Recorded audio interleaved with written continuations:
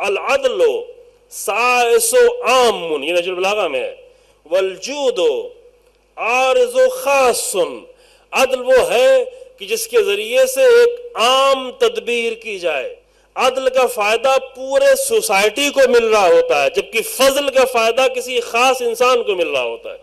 لیکن سائس سیاست سے بنا ہوا ہے، جس لفظ سے عام طور سے دیدار لوگوں کو بہت نفرت ہوتی ہے نا، سیاست کے لفظ ہی سے، چونکہ جب بھی سیاست کی بات آتی ہے تو انہیں باطل سیاست نظر آتی ہے، انہیں امیر المومنین کی سیاست نظر نہیں آتی، انہیں رسول اللہ کی سیاست نظر نہیں آتی۔ سائس سیاست سے، سائس یعنی کون؟ سائس یعنی وہ فرد جو سیاست کرنے والا ہے۔ سیاست کرنے والے کے معنی کیا ہوا؟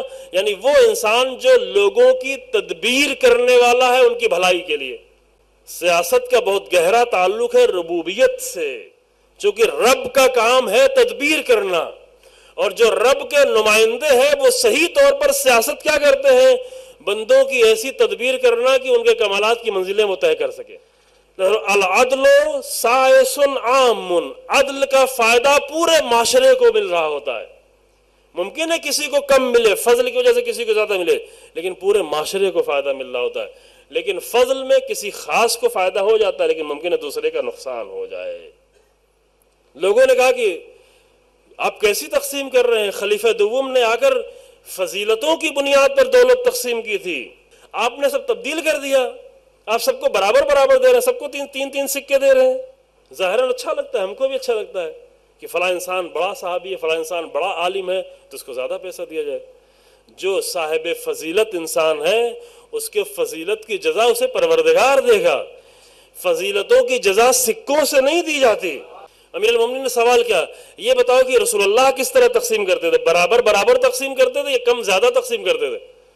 کہ رسول اللہ تو برابر برابر ہی تقسیم کرتے تھے۔ تو کہ یہ بتاؤ کہ رسول اللہ کی سیرت پر چلنا زیادہ بہتر ہے یا خلیفہ دوم کی سیرت پہ چلنا زیادہ بہتر ہے؟ اب خاموش ہو گئے۔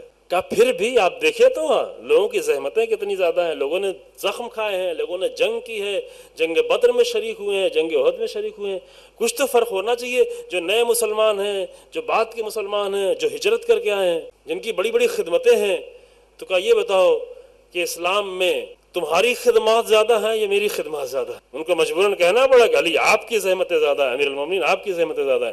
تو کہا یہ جان لو، یہ 3 سکہ جو میں نے فلاں خادم کو دیا ہے وہی 3 سکہ میں نے اپنے لیے بھی رکھا ہے، 3 سکے سے زیادہ میں نے نہیں لیا۔ اور وہ 3 سکہ جو امیر المومنین لیتے تھے وہ بھی دے دیتے تھے۔ ابو رافع کہتے ہیں کہ امیر المومنین نے آ کر مجھے ڈانٹا، بہت ڈانٹا۔ ابو رافع امیر المومنین کے بیت المال کے خزانہ دار ہیں۔ کہا کہ بصرے سے جو ہار آیا تھا وہ ہار کہاں ہے؟ کہا کہ آپ کی بیٹی نے ضمانت کے طور پر عاریہ کے طور پر لیا ہے، بقرعید کا دن ہے، عید قربان ہے، 3 دن کے لیے میں ضامن ہوں۔ بالکل جائز مسئلہ، بالکل حلال مسئلہ، بالکل اچھا مسئلہ، کوئی بھی اس میں حرج نہیں کسی بھی اعتبار سے۔ کہا عاریہ کے طور پر لیا اسی لیے میں تمہیں ڈانٹ رہا ہوں، ورنہ اگر عاریہ کے طور پر نہیں ہوتا تو سزا دیتا۔ یہ عدالت بیان کرنے کے لیے، اس سے کوئی غلط مطلب نہ نکالنا چاہے، لیکن سوال میں کر رہا ہوں کہ تم نے کیوں دیا؟ کہا کہ عاریہ کے طور پہ طلب کیا تھا، بیت المال میں فری رکھا ہوا تھا، کوئی استعمال کرنے والا نہیں تھا، یہاں پر عیب کوئی نہیں ہے۔ اور ابو رافع کو کوئی عیب نظر نہیں آ رہا تھا، لیکن امیر المومنین نے ایک دوسری نگاہ سے دیکھ رہا، یہ عدالت امیر المومنین ہے۔ لیکن یہ بتاؤ کہ کوفے کی ہر خاتون کے پاس اس طرح کا ہار موجود ہے؟ اور اگر نہیں ہے تو علی کی بیٹی کو بھی حق نہیں ہے کہ اس طرح کا ہار پہنے۔ امیر المومنین کی نگاہ دیکھ رہی ہے کہ میں حاکم ہوں تو میرے گھر میں صرف وہی چیزیں استعمال ہو سکتی ہیں جو کوفے کے اور عالم اسلام کے ہر مسلمان کو نصیب ہو رہی ہو۔